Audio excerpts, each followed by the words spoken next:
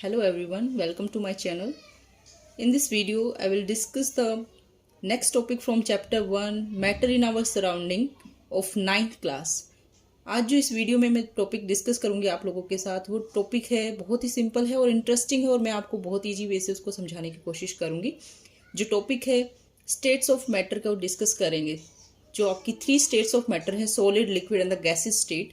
तीनों स्टेट्स में जो मैटर की कैरेक्टरिस्टिक क्या है, जो पार्टिकल नेचर है मैटर का, वो सॉलिड स्टेट में एग्जिस्ट कर सकता है, लिक्विड स्टेट में और गैसियस स्टेट में। तीनों स्टेट्स में प्रॉपर्टीज क्या हैं। सो इसको समझने के लिए हमें किसी लैब में या किसी स्पेशल इक्विपमेंट्स की रिक्वायरमेंट नहीं है। हम अपनी सराउंडिंग से ही तीनों स्टेट्स को चेक कर सकते हैं या देख सकते हैं, महसूस कर सकते हैं। सो अभी जो सॉलिड स्टेट को डिस्कस करेंगे इसके लिए मेरे पास अभी रिसेंटली ऑब्जेक्ट है, मेरे हाथ में ही है। जो ये पेन है, ये चौक है, ये जो है ये तीनों ऑब्जेक्ट्स में मेरे हाथों में हैं, ये तीनों ही सॉलिड स्टेट में हैं।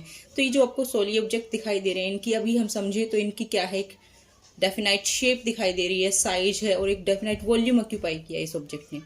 तो ये जो ऑब्जेक्ट्स हैं ये तीनों सॉलिड हैं, डेफिनाइट शेप है, साइज है और वॉल्यूम है। तो यही पहली कैरेक्टरिस्टिक है। सेकेंड कैरेक्टरिस्टिक है कि जो सॉलिड्स हैं, ये तीनों ऑब्जेक्ट है मेरे पास, ये रिजिड हैं।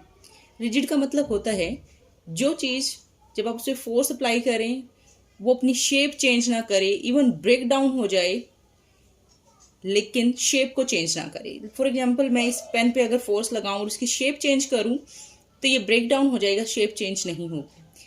इसको समझने के लिए चौक है, इसको मैं ब्रेक डाउन करूं तो या मीन्स इसको मैं शेप चेंज करने की कोशिश करूं तो शेप कोई और चीज़ शेप ले नहीं लेगा लेकिन ब्रेक डाउन हो जाएगा। तो जो ऑब्जेक्ट्स आपके रिजिड सॉलिड ऑब्जेक्ट्स जो है वो सॉलिड स्टेट में जब ऑब्जेक्ट होता है तो वो रिजिड होता है। एंड नेक्स्ट है solids are incompressible.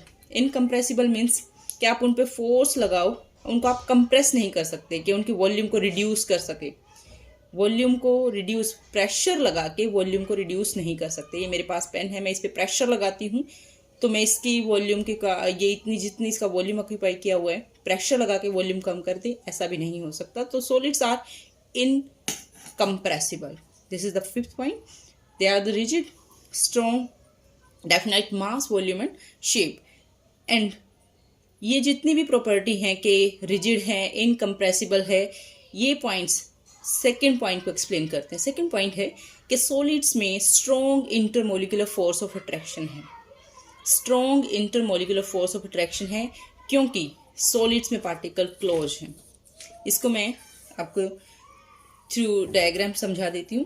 Solid particles, solids में ये जो पार्टिकल्स हैं वो क्लोज होते हैं, उनके बीच में इंटरमोलिकुलर स्पेस, ये जो स्पेस होता है जो बीच बीच में स्पेस है, this is the intermolecular space. ये बहुत ही कम होता है सॉलिड्स के केस में। इंटरमोलिकुलर स्पेस बहुत कम है।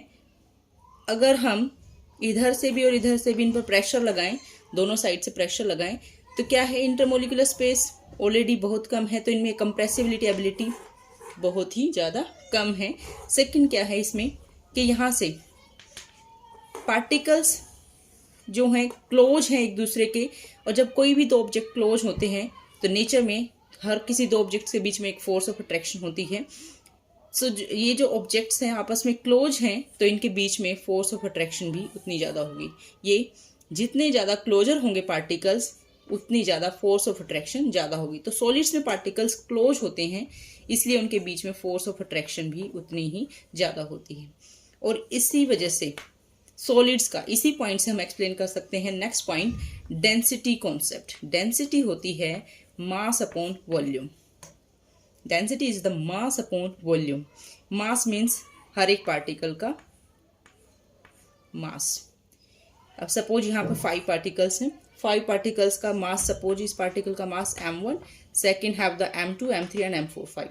सो सभी का मास, टोटल मास अपॉन इन सब ने कितना वॉल्यूम ऑक्यूपाई किया है, जितना टोटल मास है पार्टिकल्स का अपॉन जितनी वॉल्यूम ऑक्यूपाई की है, दैट इज द डेंसिटी। अब आप देखें ये पांचों पार्टिकल्स एक दूसरे के नियर हैं। नियर होने से मास तो इन सब का वही है और वॉल्यूम इन्होंने क्या किया है, नियर है तो वॉल्यूम कम ऑक्यूपाई किया है। कम वॉल्यूम ऑक्यूपाई करता है जब कोई ऑब्जेक्ट तो उसकी डेंसिटी ज़्यादा होती है। अगर इन्हीं को मैं समझाने के लिए क्या करूँ, थोड़ा सा इनका पांचों पार्टिकल्स का गैप कर दिया जाए, तो अब यही पांचों पार्टिकल्स, मास तो वही है बट इन सब ने वॉल्यूम क्या है, मास वही है m, बट अब वॉल्यूम क्या है, पहले से ज़्यादा v1 ऑक्यूपाई किया है। सो अब डेंसिटी क्या होगी, कम हो जाएगी। वॉल्यूम पर डिपेंड करती है डेंसिटी। सो सॉलिड्स के केस में पार्टिकल्स नियर हैं, कम वॉल्यूम ऑक्यूपाई करते हैं, तो ऑब्वियस सी बात है डेंसिटी ज़्यादा होगी। सो नेक्स्ट इसमें हम पॉइंट करेंगे, सॉलिड्स में इंटरमोलिकुलर स्पेस पार्टिकल्स के बीच में कम होता है। जितना कम स्पेस होगा उतनी ही ज़्यादा क्या होगा, फोर्स ऑफ अट्रैक्शन ज़्यादा होगी, और पार्टिकल जितना एक दूसरे से जुड़े रहेंगे तो मूवमेंट करने की एबिलिटी या पार्टिकल्स ज़्यादा हिल नहीं पाएंगे क्योंकि पार्टिकल्स आपस में ज़्यादा क्लोजर हैं, तो स्पेस कम है मूव करने का, तो इसलिए सॉलिड्स में जो पार्टिकल होते हैं वो कम मूवमेंट शो करते हैं। तो आपको सॉलिड स्टेट का कॉन्सेप्ट हमने अभी किया है। उसके बाद है लिक्विड स्टेट। लिक्विड स्टेट, इस लिक्विड स्टेट को समझने के लिए मेरे पास एक जो बोतल है, इस बोतल में वाटर है, दिस इज द वाटर। अब ये जो वाटर है इसमें एक कैरेक्टर आपको दिखाई दे रहा है, ये फ्लूइड है, फ्लूइडिटी शो कर रहा है। फ्लूइड मीन्स इसकी एक फिक्स्ड साइज नहीं है, शेप नहीं है, और लेकिन फिक्स्ड वॉल्यूम है। वॉल्यूम इज फिक्स्ड कि इतना ही वाटर है, इसको मैं इस बोतल में डालूं या किसी और बर्तन में डालूं तो वॉल्यूम तो वही रहेगी, लेकिन इसका जो फ्लूइड नेचर है कि ये पानी यहाँ से फ्लूइडिटी शो करता है, और पार्टिकल इसकी जो लिक्विड स्टेट है इसकी एक डेफिनाइट शेप भी नहीं है, डेफिनाइट साइज भी नहीं है। तो जो लिक्विड है ये मैटर है मेरे पास, लिक्विड मैटर, जिसकी ना डेफिनाइट शेप है, ना ही डेफिनाइट साइज है, और ना ही डेफिनाइट वॉल्यूम है इसकी। सो लिक्विड्स के केस में पहला पॉइंट। नेक्स्ट है लिक्विड्स जो हैं वो रिजिड नहीं होते, बिल्कुल रिजिड नहीं है। रिजिड मीन्स कि आपके जो पिछला पॉइंट था कि आप वाटर को ब्रेक करो या किसी लिक्विड चीज़ को ब्रेक करो तो वहाँ तो ब्रेकिंग का कोई एबिलिटी वो नहीं है, कॉन्सेप्ट नहीं है, बट फ्लूइड है। फ्लूइड है ये, जिसको मैंने अभी दिखाया, ये एक पॉइंट से दूसरी जगह फ्लो कर रहा है, तो फ्लूइडिटी मीन्स फ्लो एबिलिटी, जो कि लिक्विड्स के केस में होती है। लिक्विड्स में अनदर प्रॉपर्टी लिक्विड्स की क्या है कि लिक्विड स्टेट में पार्टिकल्स जो हैं वो एक दूसरे से थोड़े दूर होते हैं, पार्टिकल्स एक दूसरे से दूर होते हैं, इसलिए वो पार्टिकल्स के बीच में इंटरमोलिकुलर स्पेस ज़्यादा होता है। पार्टिकल्स के बीच में इंटरमोलिकुलर स्पेस ज़्यादा है। स्पेस अगर ज़्यादा है तो स्पेस ज़्यादा होने से पार्टिकल्स के बीच में फोर्स ऑफ अट्रैक्शन कम होगी, और फोर्स ऑफ अट्रैक्शन कम होती है तो इसकी वजह से पार्टिकल्स ज़्यादा मूव भी करेंगे, पार्टिकल्स की मूवमेंट भी क्या होगी, ज़्यादा होगी। सो ये आपके पॉइंट्स हैं लिक्विड स्टेट में।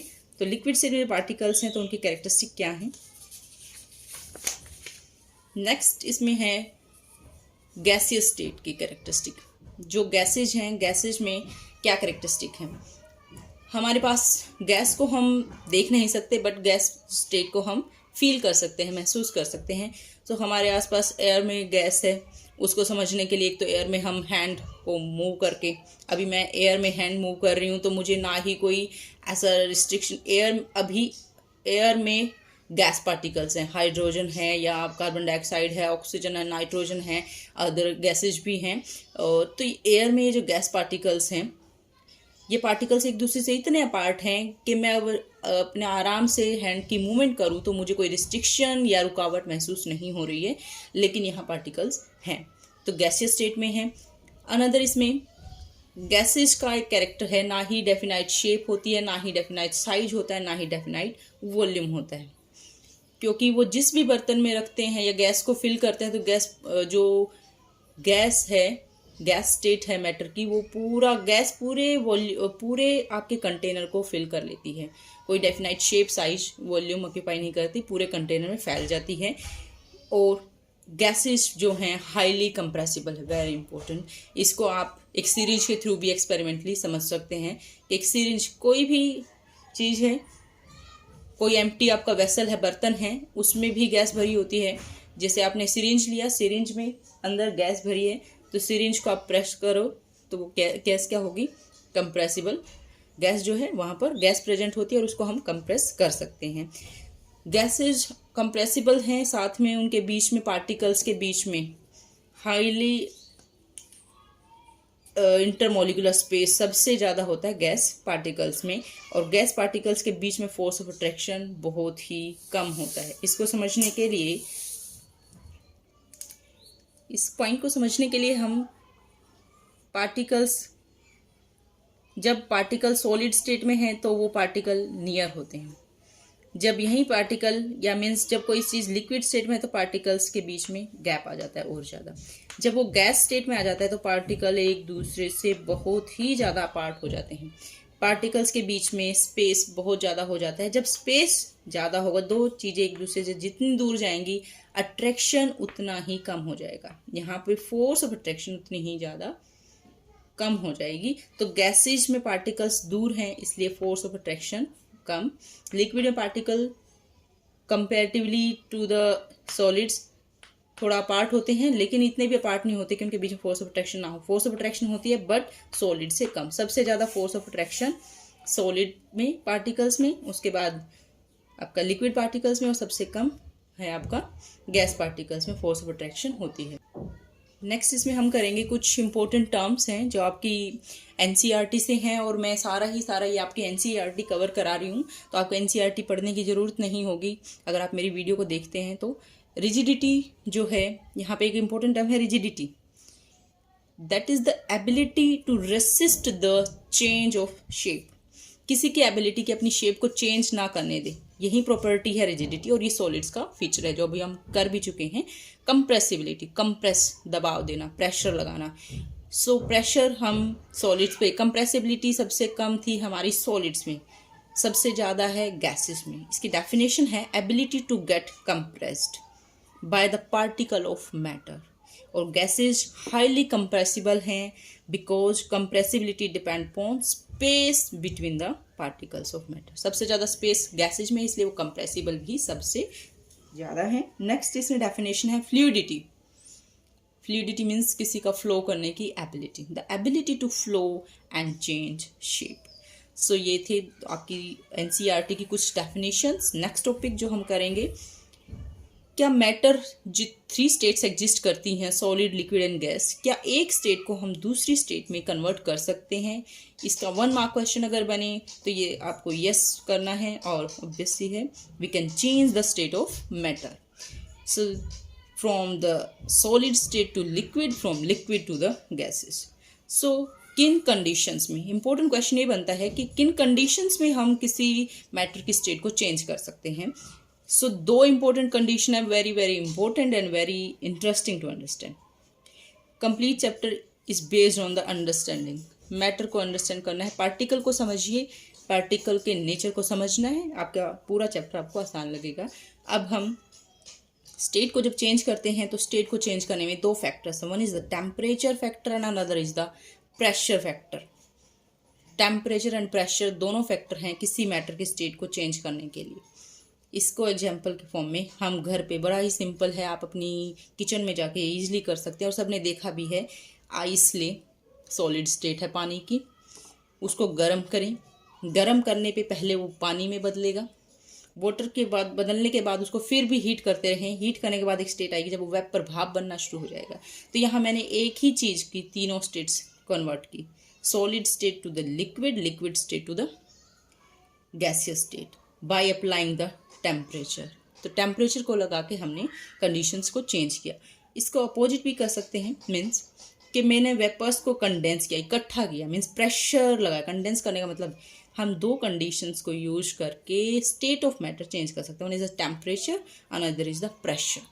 अगर मैं प्रेशर अप्लाई करूँ तो वेपर्स को इकट्ठ पे प्रेशर लगाओ तो वेपर्स दोबारा पानी में बदल जाएंगे, पानी पे और ज़्यादा प्रेशर लगाए तो वो आइस में कन्वर्ट हो सकती है।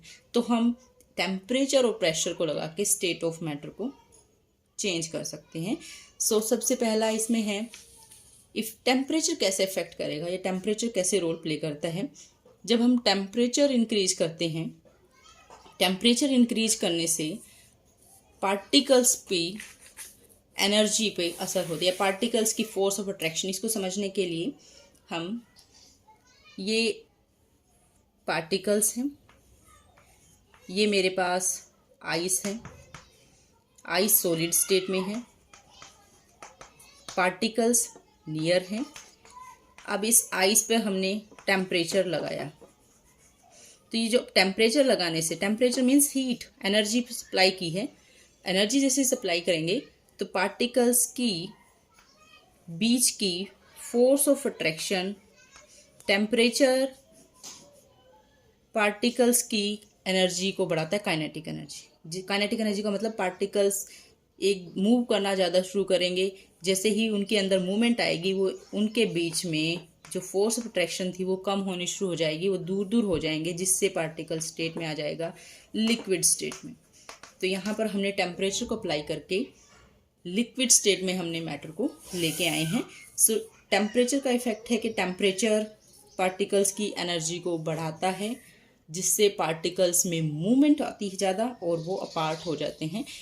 इसके जो टेम्परेचर का फैक्टर है, इसके अंदर और भी बहुत सारे पॉइंट्स हैं, बॉइलिंग पॉइंट, मेल्टिंग पॉइंट, और टेम्परेचर का हमने कन्वर्जन देखना है। ये मैं नेक्स्ट वीडियो में आप लोगों के साथ शेयर करूंगी। आई होप कि आप लोगों को समझ में आया होगा और आप लोगों ने मेरी वीडियो को एंजॉय किया होगा। So thank you for watching my video.